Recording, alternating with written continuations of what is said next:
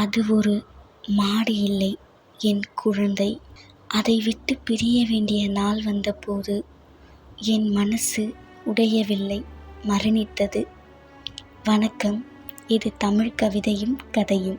இன்று நான் சொல்லப்போகும் கதை ஒரு மனிதனுக்கும் அவன் வளர்த்த ஒரு கால்நடைக்கும் இடையிலான அன்பின் கதை.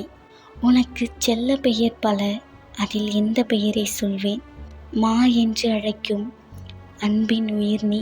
மழையில் நீ நனையும் போது உன்னுடன் நானும் நனைந்தேன்.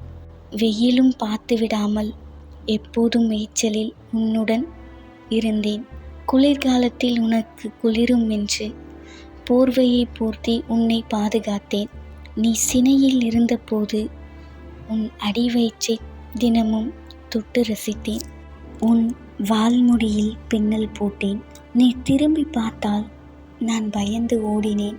சிறு காயம் கூட உனக்கு வந்தால் என் மனம் உடைந்து போய்விடும். சில நேரம் என்னை விட்டு விலகினால் கூட உன் கண்களில் நீர். அதை பார்த்து நான் ஓடி வந்து என் குழந்தை என்று உன்னை அணைத்தேன். ஆனால் ஒரு நாள் உன்னை பிறரிடம் கொடுக்க வேண்டிய நிலை. நான் திரும்பி வந்தபோது என் மனசு உடையவில்லை, மரணித்தது. நன்றி என்று சொன்னால் முடிந்து விடுமா நம் உறவு? நினைவில் என்றும் நீ இருப்பாய் என் செல்லமே. நன்றி மக்களே. என்றும் இணைப்பில் இருங்கள். இது தமிழும் கவிதையும்.